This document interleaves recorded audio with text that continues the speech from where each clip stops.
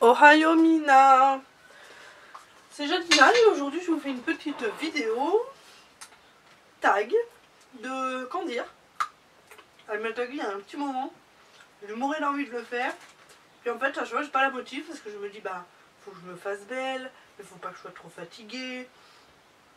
Bon là je suis plutôt fatiguée mais j'ai trop envie de la tourner. Du coup, tant pis. Donc si je suis un peu molle, voilà. Alors, ce que je ferai, c'est que je mettrai les questions, je pense, dans la barre d'infos. Comme ça, si certains veulent répondre à ce tag, voilà, c'est le tag de Candir. C'est marqué dans le titre. Et du coup, je préfère faire la vidéo maintenant, avant de manger, malgré qu'il soit 21 h. Parce que sinon, même si je crève la dalle, parce que sinon je vais manger et après je vais dormir. Du coup, voilà. Alors, quand et comment as-tu découvert les polypes assimilés? Alors quand c'était fin 2010. C'était fin 2010. Et comment? En fait, tout simplement, à l'époque, je faisais des vidéos de Barbie Fashionista sur YouTube.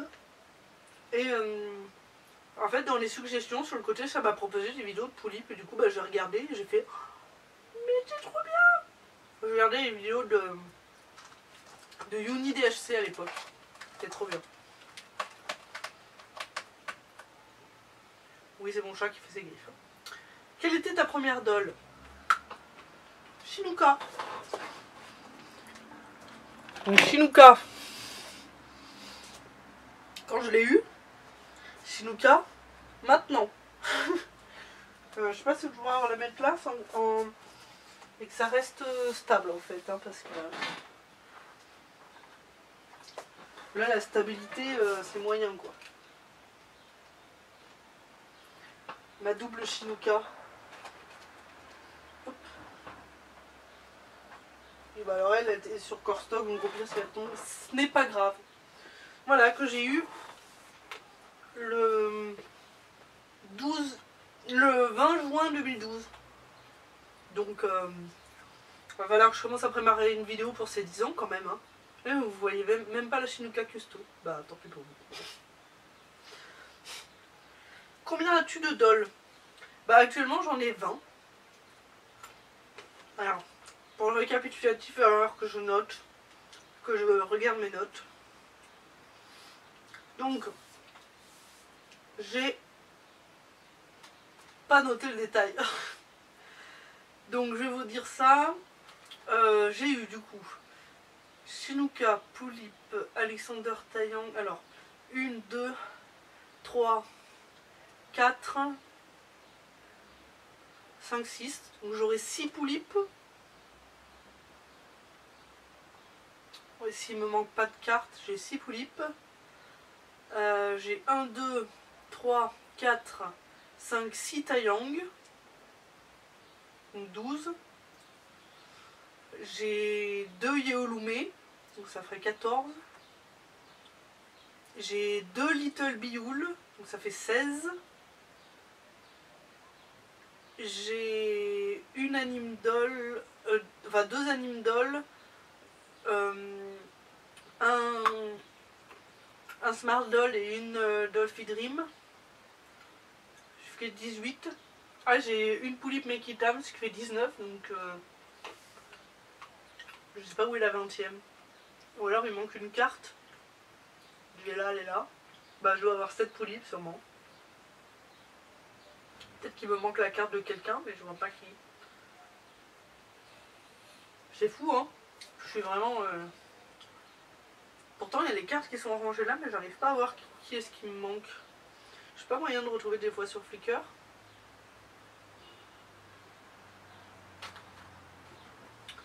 Alors... Album. 1, 2, 3... 4... 5... 6... 7, donc j'ai bien 7 polypes. 1, 2, 3, 4,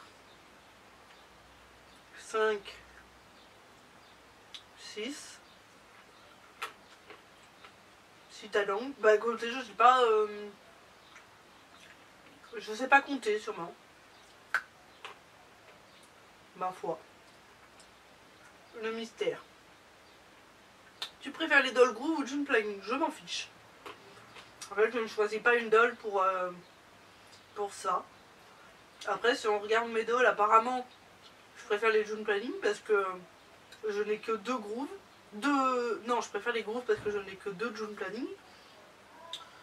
Mais en même temps, mes June Planning, mes grooves. Non, mes June Planning, puis là je vais arriver. Mes June Planning, c'est ma Polyp Kelsey et mon Taeyang Another King, donc qui sont des BG intersidéraux, comme toutes mes lol. Non, mais je veux dire, c'est des modèles de ouf. Donc, voilà. Ensuite, qu'est-ce que tu préfères entre les Polyp Taeyang, Dal, Izul, Bioul, Yeolume? Alors, déjà, j'aime pas les dalles, donc déjà on peut les éliminer. En fait, ça dépend, je préfère en termes de quoi? Parce que en termes de support pour pouvoir créer des personnages, etc.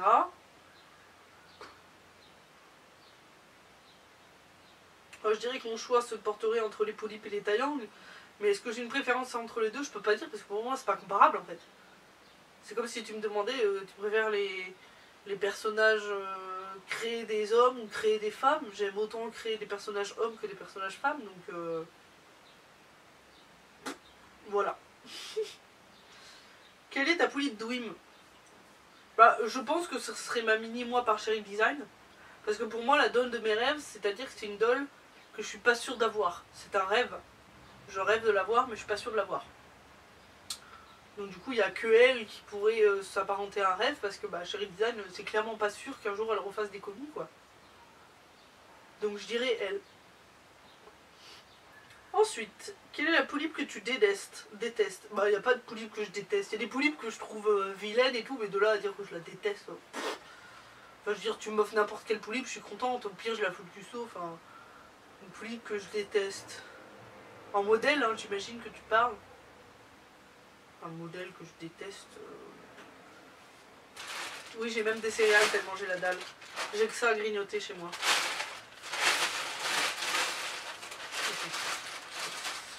Polype que je déteste. Non, franchement, j'en ai pas. Tes dolls ont-ils une histoire ou elles sont purement des produits d'art et de collection? Alors, à part elles, ce sont tous des personnages. En fait, moi, c'est vrai que c'est important la doll, j'aime bien la doll, mais pour moi c'est vraiment un support d'imagination et de création de personnages, pour moi. C'est-à-dire que Shinka, quand j'ai voulu la voir... En fait, en même temps, moi, ma passion... Enfin, comment expliquer? Cette passion, elle n'est pas arrivée quand j'ai eu une polype, quoi. C'est une passion que j'ai toujours eue parce que depuis toute petite, je jouais aux Barbie, aux Polly Pocket, aux Pet Shop, aux petits poneys, aux petites voitures. Et quand je jouais à tout ça avec ma soeur, qu'est-ce que je faisais? Je créais des personnages. Et en fait, je les mettais en scène en jouant avec à l'époque. Maintenant, je ne joue plus avec mes dolls.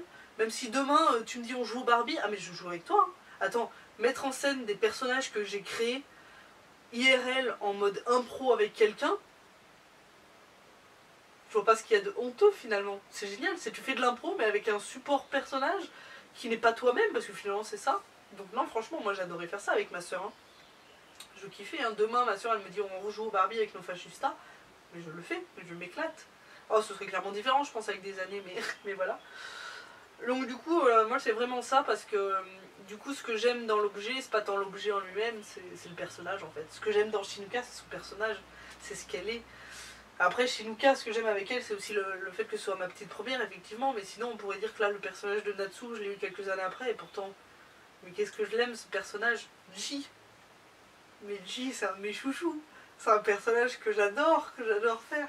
Donc moi, c'est vraiment des personnages qui sont ancrés dans ma tête, mais aussi que j'aime mettre en scène dans ma série, même si malheureusement, je crois que je me donne trop de...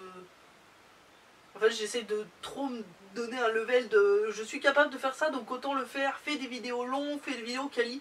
Ouais, sauf qu'en fait, je perds le goût de les mettre en scène parce que ça devient trop compliqué. Donc je pense que je vais peut-être faire des vidéos plus simples maintenant. En termes de série, parce que du coup ça me motive plus à l'avancer tellement je sais que c'est un boulot monstre, donc des fois peut-être vaut mieux que j'avance ma série mais avec un boulot moins monstre. quitte à ce que ce soit un peu moins long, surtout, c'est surtout ça. Les épisodes, parce que je voulais faire des épisodes très longs, mais au final, peut-être vaut mieux en faire plus, mais moins long. Bref, parce que du coup j'ai l'impression d'avoir une vidéo de 50 ans à faire, et du coup bah je la fais pas. ça me perd la motivation, bref. Et du coup, elles ont toutes eu un personnage, un passé, un présent, un futur, tout. Vraiment, je n'achète pas une doll sans avoir de personnage pour elles en fait, simplement. Si elles ont une histoire, quelles sont tes sources d'inspiration principales? Tout! Absolument tout!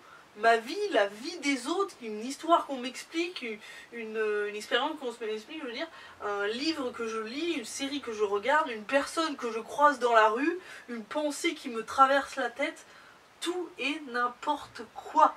Tout et n'importe quoi. N'importe quelle histoire, parce que moi tout part à partir d'une histoire en général. Hein.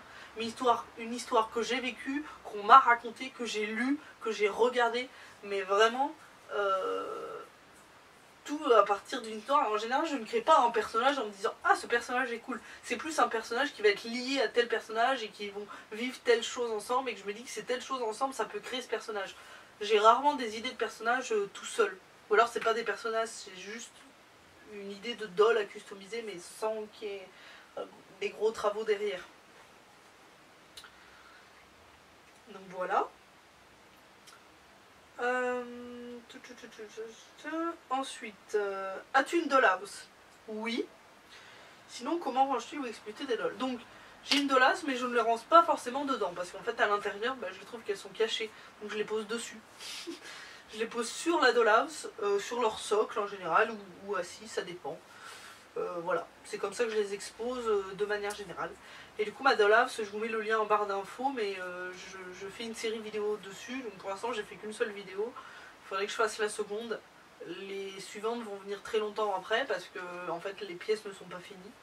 Mais voilà. Sur quels critères te bases-tu pour acheter une doll? Alors en général, premièrement déjà s'il me plaît au niveau du make-up. Donc moi je regarde que le make-up vu qu'après je les customise à ma sauce. Donc déjà le make-up. Mais sur quels critères? En fait s'il me plaît. Tout simplement, s'il y a un modèle qui me plaît, déjà je vais m'y intéresser. Si le modèle me plaît, là je vais chercher son potentiel, je vais regarder ce qu'on peut faire avec, comment je peux le customiser. Je vais regarder si je ne l'ai pas déjà dans ma collection. Parce que si j'ai déjà une doll avec un air tout mignon et tout pipou, je ne vais pas en acheter 50. Parce qu'à un moment donné, j'aurai plus d'inspiration de personnage. Donc en général, ça va me bloquer si j'ai pas d'inspiration de personnage assez différente des autres dolls. Je ne vais pas me poser dessus. Donc je vais voir son potentiel de custo.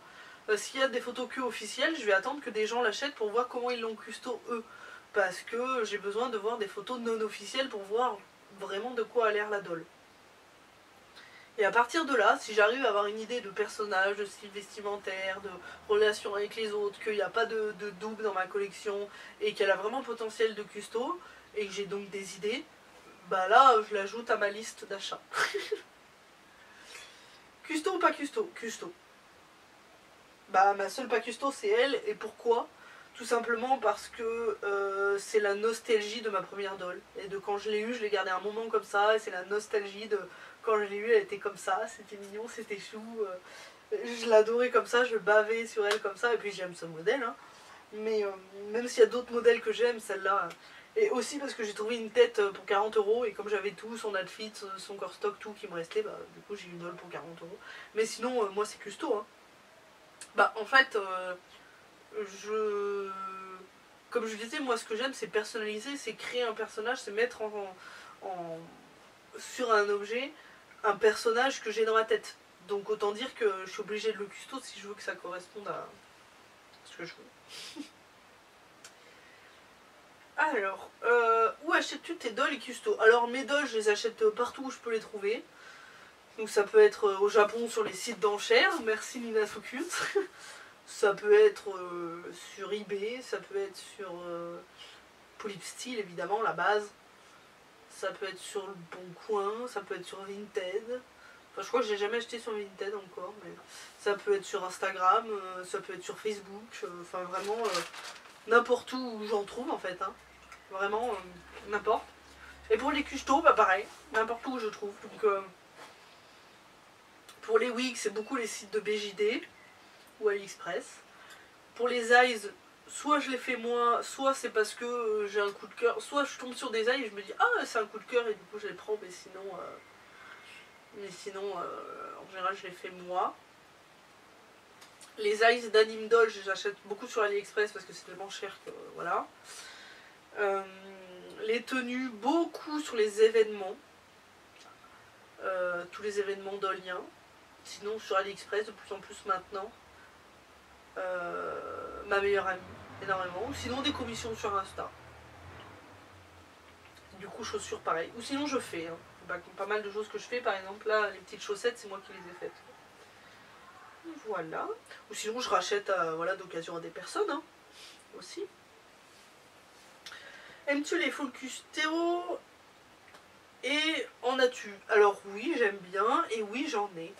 En fait, moi, ma vision de la full custo, c'est pour mettre en scène un personnage que j'ai en tête et qui n'existe pas sur un modèle. Moi, ma façon de voir. Donc, et mon chat. Fais attention avec les dolls. Hein. Donc du coup, si je fais une full custo, en général, c'est que j'ai une idée de personnage qui n'existe pas en modèle et du coup, je vais le faire faire. Donc du coup, c'est très rare que je craque sur une FC déjà faite. Ou alors, je vais me dire, bah elle est magnifique, j'aime beaucoup comme elle est faite, mais du coup, j'aimerais que cet artiste en fasse une, du coup, dans son style, mais qui correspond au personnage que j'ai. Voilà. Du coup, oui, j'aime. Oui, j'en ai. Bah, par exemple, les Yéouloumé, je les trouve dégueulasses. Les Yéouloumé stock. Donc du coup, bah, je les ai custo. Je les ai full custo. As-tu une série dolls préférée? Si oui, laquelle? Alors, à l'époque, je sais pas si elle est encore en ligne. Ma série doll préférée, c'était la série de Bella Sassa. Je sais pas si sa chaîne s'appelle toujours comme ça. Je sais pas si elle a toujours sa série en ligne parce que bah je sais qu'elle a plus du tout les mêmes dolls et tout. Mais à l'époque c'était ma série préférée. Sinon en termes d'histoire, j'adorais les histoires de Rosen et de Loli sur Skyrock. Mais pareil, je sais pas si leurs blogs sont encore là avec leurs photos story, mais elles étaient juste... J'adorais, elles étaient géniales. Foxy Factory. Les stories qu'elle faisait à l'époque sur Skyrock, j'avais beaucoup aimé. Mais moins que Rosen et Loulis Poulip. Mais voilà. Mais sinon, en termes de séries faites, j'adorais la série de Bella Sassa. Hein. Après, maintenant je regarde plus de séries. Ou alors c'est que je tombe pas dessus, mais je vois personne qui fait des séries, donc forcément... Emmènes-tu tes dolls en convention? Si oui, comment t'organises-tu? Alors ça dépend des conventions. Les conventions japonaises, juste comme ça, il n'y a pas spécialement de rencontre dollienne, non. Je n'emmène pas parce que bah, je vois pas l'intérêt en fait. Vu que le principe de la convention, c'est une convention japonaise. Donc voilà. Oui, mon chat. Si je vais à une convention où il y a une rencontre dollienne, je transporte ma doll dans une boîte en carton, comme mis dans cette vidéo Jadine Astuce, comment transporter sa doll. Donc à ce moment-là, je la mets dans une petite boîte en carton, et carton ou bois cartonné, enfin bref, des trucs. Regardez la vidéo. Et je la mets dans mon sac, et à ce moment-là, je la sors qu'à la rencontre dollienne. Si c'est une convention dollienne, je me suis créé un porte-doll. Donc c'est comme un porte-bébé qui se met ici, et du coup, il y a 2 places, donc je peux mettre 2 dolls. Et en général, si je veux balader mes grandes, je les balade dans ma main, parce que c'est pas fragile et c'est léger, donc du coup je la balade dans la main. Donc voilà. As-tu déjà acheté une doll sur un coup de tête?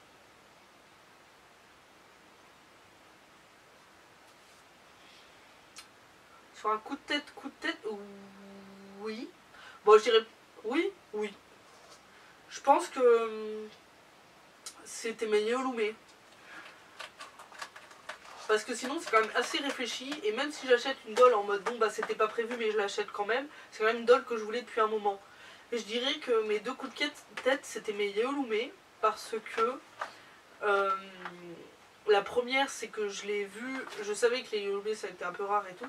La première en fait je l'ai vue au L-Doll pour pas trop cher, et je me suis dit Bon, je vais y arriver. Donc je disais, je l'ai vu au Eldol et je me suis dit, ah, mais du coup, c'est pas un coup de tête en fait. J'ai réfléchi, mais non, c'est pas un coup de tête vu que je savais que je voulais une Niouloué. Ah merde, mais pourquoi le truc il est remonté comme ça? Attendez, je vais essayer de le faire vite fait. Allez, on dira que c'est bon. Donc en fait, c'est pas un coup de tête vu que je voulais Niouloué depuis un moment. Par contre, du coup, ma deuxième Niouloué, c'est un coup de tête parce qu'en fait, je l'ai vue, elle est qu'à 80 € et j'ai fait. Ah bah c'est pas cher pour une Niouloué, du coup je l'ai acheté. Et sinon je l'avais oublié, mais cette mademoiselle c'était un coup de tête. Parce que cette mademoiselle, j'avais pas du tout prévu d'acheter une DD ou quoi que ce soit. Et je suis tombée sur son corps en vente pas cher et j'ai fait ah bah il le faut hein, et voilà. Mais vous avez vu, c'est toujours un rapport avec l'argent à un moment donné. C'est pas cher et du coup on se dit bon bah allez. Ensuite, as-tu déjà regretté l'achat d'une doll? Alors, une doll non. Je dirais que, au fait, vous vous rappelez que je savais pas quelle était ma 20e doll? Bah c'est elle, ma 20e doll. J'avais oublié que j'avais Shinuka en double. Non mais, moi... Donc j'ai pas regretté l'achat d'une doll parce que mes dolls, une fois qu'ils sont sur il y a des personnages ou ça, non.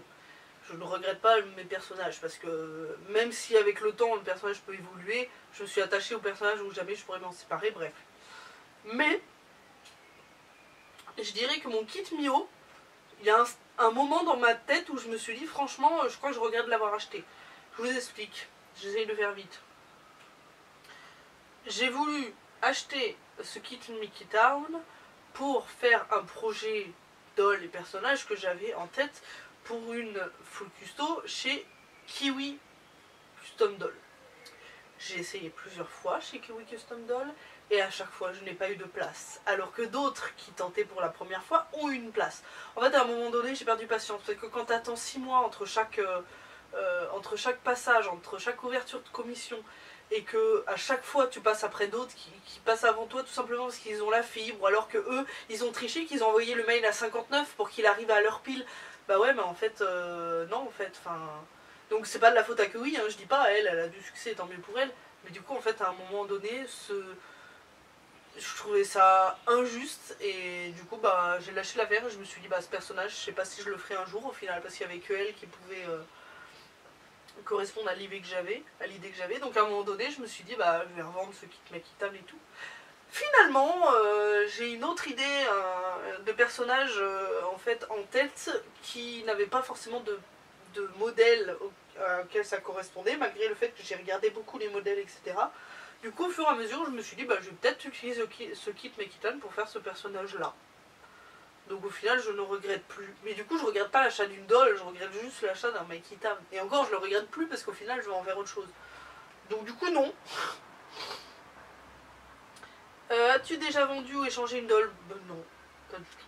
Parce que comme je disais, c'est vrai que moi, quand je crée un personnage, même si on pourrait dire, bah je sais pas, moi, Shinuka, après 10 ans, le temps a passé... c'est plus comme avant, j'ai plus les mêmes idées. Ouais, mais le personnage, à ce moment-là, j'ai juste à le faire évoluer. Après, j'avais pas 10 ans non plus quand j'ai créé mon univers. J'avais déjà 16 ans. Donc, mine de rien, j'étais un peu plus posée dans ma tête, alors qu'à 10 ans, tu sais pas trop ce que tu veux faire. Tu tentes des trucs, et peut-être que le jour où t'as 27 ans, t'as pas forcément les mêmes envies qu'à 10 ans. Mais moi, à 16 ans... alors certes, à l'époque, j'étais énormément dans le Harajuku, etc. Et maintenant, moins. Du coup, bah, mes dolls, par exemple, mes premières dolls sont très Harajuku. Et maintenant, peut-être que je fais un peu plus de fantasy. Bah, du coup, j'ai des dolls Harajuku et des dolls fantasy. C'est pas un souci, quoi. Même si moi, je commence à abandonner le Lolita, ça m'empêche pas d'avoir envie d'avoir des dolls Lolita. Donc non. Non, non. Et puis, de toute façon, je m'attache au personnage. Pour moi, c'est comme une personne, en fait. Et cette personne, je peux pas me séparer de cette personne, en fait. Combien es-tu prête à mettre dans une doll? Oh, je dirais que la barrière des 1000 € c'est compliqué. Hein. Je dirais que la barrière des 1000 € c'est compliqué. Et encore, si un jour j'ai un énorme coup de cœur pour une Amnine Doll qu'on peut pas trouver à moins de 1000 € et qu'on peut l'avoir que comme ça, bah je l'achèterai comme ça. Hein. Genre les Dolphin Rim. Moi, c'est marrant, j'en parlais avec Anouk tout à l'heure, moi à partir du moment où je veux un truc, j'y mettrai le prix, hein. Même s'il faut que j'attende des mois le temps d'économiser, j'y mettrai le prix, hein. Donc y a pas de souci, hein. Franchement, je pense que j'ai pas clairement de limite, tu vois.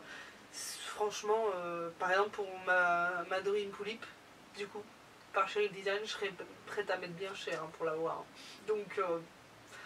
Donc voilà. As-tu déjà cassé une doll? Alors qu'est-ce qu'on appelle casser une doll? Parce que si on appelle ça casser l'obitsu, oui, clairement oui. Si on appelle ça casser une faceplate, non. Voilà. Quel contenu dollien t'a le plus marqué durant ton parcours dollien? Vidéo, photo, blog, etc. Alors, à l'époque, les vidéos d'ouverture, chose que les gens ne font plus. C'est pourtant si facile. Mais une vidéo d'ouverture, pas les vidéos d'ouverture en mode salut, je fais un unboxing. Non, c'est même pas salut, je fais un unboxing, c'est petite musique, unboxing, limite avec une voix off, et tu vois juste la personne ouvrir. Mais je m'en prends en fait de te voir ouvrir une doll. Enfin, je veux dire, tout le monde ouvre une doll pareil. Moi, ce qui m'intéresse, c'est de voir ta réaction, c'est de voir ta tête, c'est de voir ton énergie, c'est de t'entendre nous parler de ce personnage, c'est de voir ta réaction quand tu ouvres ta doll. Merde! Qu'est-ce qu'on s'en fout de comment tu déplies le vêtement? Enfin, tout le monde déplie un vêtement d'une même façon. Moi, ce qui m'intéresse, c'est ta tronche. Merde, je suis désolée, je suis en train de grave juger et critiquer les gens. Bah ouais, mais merde, vous avez pas la magie d'avant. Je suis désolée, mais vous avez pas la magie d'avant. L'époque où quand on voulait une doll, on regardait toutes les vidéos d'ouverture de cette doll et on adorait voir les réactions des personnes et tout. C'était trop bien. Ah là là, je suis tellement dégoûtée que mes premières vidéos d'ouverture n'existent plus. Donc ça, les vlogs. Les gens, avant, quand ils faisaient une rencontre dollienne, ils vloguaient, ils nous emmenaient avec... Déjà, maintenant, c'est quoi cette mode de cacher votre tête? Mais vous voulez qu'il se passe quoi? Vous voulez que les gens ils fassent quoi avec votre tête? Vous croyez vraiment qu'il y a un gars, je sais pas d'ailleurs, il pourrait faire quoi, qui va venir chercher votre tête à vous dans le monde dollien pour faire je ne sais quoi? Non mais à un moment donné, votre tête c'est votre tête, vous la voyez tous les jours dans le miroir, alors pourquoi nous on n'a pas le droit de la voir? Enfin, je veux dire, les gens à votre collège, à votre lycée, à votre boulot, ils croisent bien votre tête, alors pourquoi nous on la verrait pas juste parce qu'on est à distance? Alors déjà qu'on est loin de vous et en plus on peut pas voir votre joli petit minois.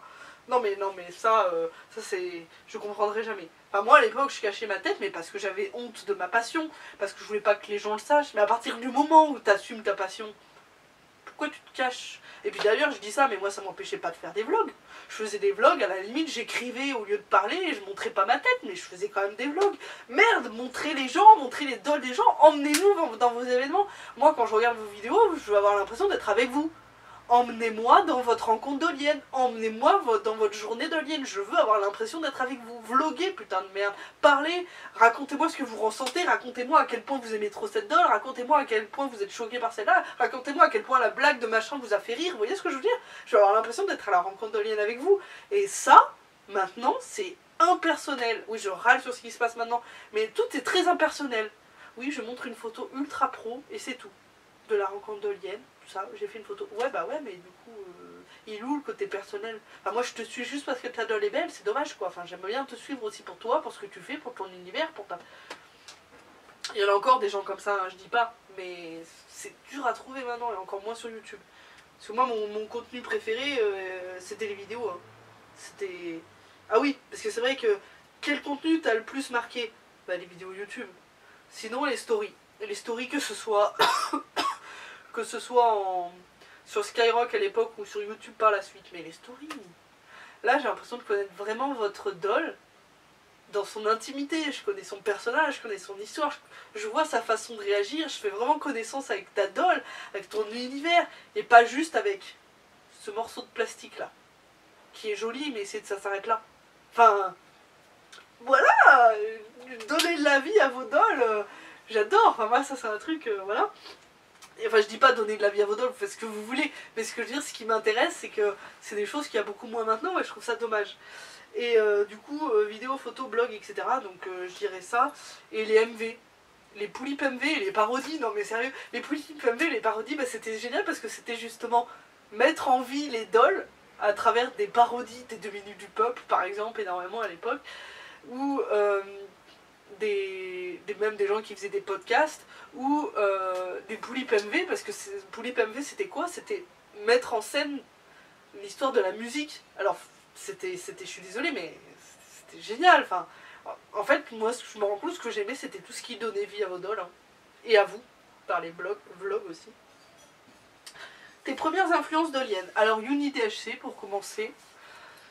Ensuite, je crois que je suis allée rapidement sur Flickr, donc c'était Poison Girl. Mais Poison Girl, à l'époque où elle collectionnait des dolls comme vous et moi, elle avait énormément de polyp stock, dont sa polyp Rida, qui était sa mini L, et qui était juste magnifique.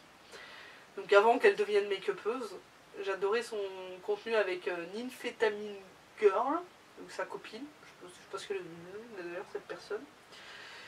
Et ensuite par la suite Cora Pulipe, hein.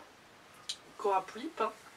Voilà, après pour mes influences, j'ai créé un tag qui s'appelle les inspirations de mes dolls, donc je vous invite à aller le regarder, lien en barre d'infos, n'hésitez pas. Je vous dirai ça. As-tu déjà fait une grosse variation au niveau de ta collection, que ce soit au niveau du style de dolls ou de leur histoire? Pas du tout. Moi mes dolls comme elles sont actuellement, elles ont toujours plus ou moins été comme ça. Même si Shinuka a changé, elle a toujours eu le code couleur du rose, elle a toujours été gothique, elle a toujours eu son carré. Voilà, du coup, j'ai toujours eu cet univers en fait de... il y a un monde magique, un monde pas magique, et d'autres, mais dont j'ai pas encore parlé. Je parle principalement des poulipes, mais c'est vrai que les anime dolls, c'est à peu près pareil. Hein. Où il y a de tout en fait. Donc il y a des gens casu, il y a des gens Harajuku, il y a des gens fantasy, il y a des gens tout ce que vous voulez. Et du coup j'ai un univers qui est tellement ouvert à tout que je peux tout mettre dedans en fait. Donc j'ai pas besoin de faire de changement quoi. Du coup non, pas de grosses variations de mon côté.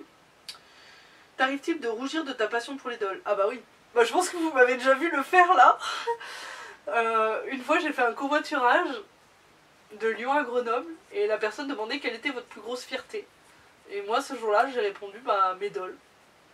Parce que mon estime de moi et ma confiance en moi sur énormément de choses peut être ébranlée rapidement.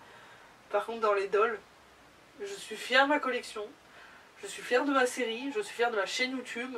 Et quand je dis ma chaîne YouTube, je pense aussi à l'ancienne, et tant pis si elle est disparue, mais j'en suis fière du nombre de vues que j'ai fait, etc. Et d'abonnés. Je suis fière de cette star, on peut le dire, que j'ai été, enfin de cette notoriété que j'ai eue par le passé. Je suis fière de ça, je suis fière d'avoir fait découvrir les dolls à des gens, et je suis fière en fait qu'il y ait des personnes que j'ai fait rêver. En fait je suis fière de me dire qu'il y a des gens qui ont affiché mes dolls dans leur chambre et que ça leur faisait rêver et qu'ils attendaient avec impatience mes vidéos. Enfin je suis évidemment très fière de ça, d'avoir pu apporter en fait du bonheur à des gens tout simplement. Et encore maintenant, même si c'est moins souvent, je suis toujours aussi fière de ma collection, je suis toujours aussi fière de ce que j'en fais, je suis toujours aussi fière de mes personnages, je suis toujours aussi fière de des histoires que j'ai créées pour eux et de celles que j'ai dans ma tête pour plus tard. Je suis fière de ma dollhouse, je suis fière de comment je les ai custo, je suis fière des photos que je fais. Je dis pas que je suis la meilleure du monde, hein, mais je dis juste que je suis fière de ce que je fais et ma confiance en moi en termes de...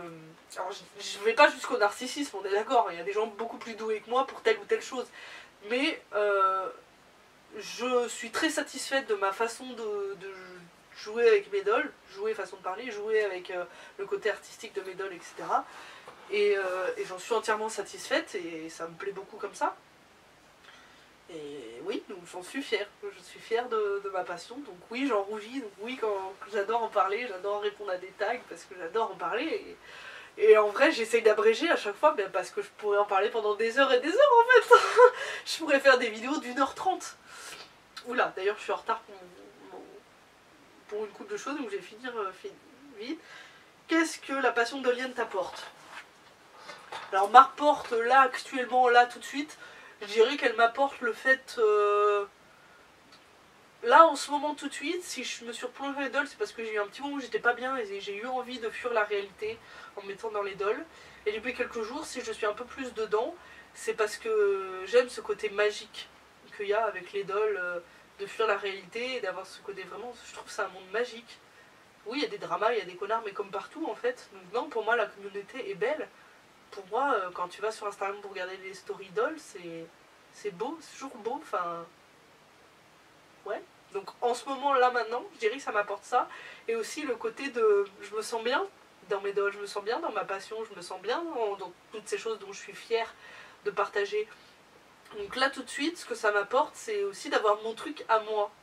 C'est mine de rien un truc que je ne partage pas avec mes amis IRL de par ici, ou peu. j'aime bien aussi le fait que ce soit un peu mon jardin. Je dirais pas secret, mais mon jardin. Donc ça, sinon qu'est-ce que ça m'a apporté? Je pense que c'est important de dire ce que ça m'a apporté. Ma meilleure amie. La plus grande chose, je dirais que c'est ma meilleure amie. Évidemment, ça m'a apporté ma meilleure amie. Enfin, grâce à cette passion, j'aurais jamais connu ma meilleure amie. Et Dieu seul sait à quel point... qu'est-ce que je serais sans elle? Qu'est-ce que j'aurais été sans elle? Même si maintenant, malheureusement, on a un peu plus de distance, ça restera toujours... je me souviendrai toujours de à quel point elle a été là à une époque et à quel point elle est toujours là quand j'ai besoin d'ailleurs. Hein. Je sais juste qu'elle n'est pas là IRL, donc forcément, voilà, une distance se crée, mais... Donc je dirais principalement ma meilleure amie, et puis d'autres amis aussi, hein, comme Brin de Folie. Brin de Folie, c'est vrai qu'on se parle pas si souvent que ça, on n'est pas en mode les meilleurs amis du monde, mais c'est toujours un plaisir quand on parle, et je sais que je peux lui parler sans être jugée, et je peux lui demander conseil, et je sais que quand on se voit, ce sera toujours un plaisir, et donc ça c'est très important aussi. Donc surtout des amitiés, hein, voilà, au-delà de ces deux principales, Doliris. Doliris pareil, maintenant on se parle beaucoup moins, on a nos vies, on est loin, mais à une époque ça a été quand même une amie très très importante. Et je tiens toujours à elle d'ailleurs, hein, mais c'est juste que bah, voilà, la vie fait que. Mais sinon, au-delà des relations, bah, ça m'apporte un échappatoire de la vie réelle. Ça m'a apporté un échappatoire de la vie réelle, parce que mine de rien, ma passion s'est déclenchée au moment où j'en avais le plus besoin. J'étais mise à l'écart à l'école, au lycée, etc. C'était l'enfer au lycée, et quand je rentrais chez moi, bah, je m'occupais de mes dolls en fait. Je me plongeais dans ce monde. Et qu'est-ce que ça m'apporte aussi, le fait de pouvoir mettre à plat mon imagination. Je déborde d'imagination, j'ai sans arrêt envie de créer des personnages, d'inventer des histoires. Et là, ça me permet de les mettre... Puis mon côté aussi très artistique, très manuel. Hein. J'aime trifouiller mes dolls, bricoler mes dolls, leur créer des choses, les mettre en scène, enfin... Oui, ma créativité, je dirais. Et du coup, ça m'a apporté aussi la photographie, parce que avant, je n'étais pas du tout dans la photo. J'aimais tourner des vidéos, mais pas du tout les photos. Et ça m'a lancé la passion photo, que maintenant je ne fais pas de la photo que dollienne, toujours principalement doll. Hein. Et voilà, donc oui, ça m'apporte quand même beaucoup de positif, je dirais. Et je crois que c'est la fin du tag, donc je vais me dépêcher parce que je devais couper les cheveux à mon voisin. Donc merci Candir pour ce tag. Et surtout, répondez à ce tag avec plaisir. Voilà. Et je pense que Candir est d'accord. Donc je vous fais des bisous. Parce que moi mon voisin m'attend pour que je lui coupe les cheveux. Je vais peut-être manger après parce qu'il est quand même 21h43. Et puis je vous fais des bisous et puis je vous dis à la prochaine. J'espère bientôt pour une nouvelle vidéo. C'est difficile en ce moment pour moi de trouver du temps. Et en plus de me motiver ensuite. Et en plus d'être plutôt pimpé. Donc c'est très compliqué. Mais si vous avez des idées de vidéos vite fait à me faire... comme idée, n'hésitez pas parce qu'en vrai j'aime toujours autant faire des vidéos. Hein. C'est juste que voilà, ma vie ne tourne plus autour que des dolls comme avant. Maintenant j'ai la moto, j'ai le paddle, j'ai la randonnée, j'ai les amis énormément, j'ai le travail, j'ai trop de choses. Ah oui, j'ai acheté un van aménagé. Ah oui, je vous raconte ma life. J'ai acheté un van aménagé, donc forcément je le bricole beaucoup pour l'aménager. Et puis forcément je pars en vacances avec. Ah là là, allez, je vous fais des bisous, je vous dis à la prochaine. N'hésitez pas à mettre un petit commentaire s'il vous plaît, ça fait toujours plaisir. Même si vous n'avez pas de chaîne YouTube, mettez-le sur Instagram, mais s'il vous plaît, un petit retour. Et je vous dis à la prochaine. Bye ni les dinabos, alors je bug.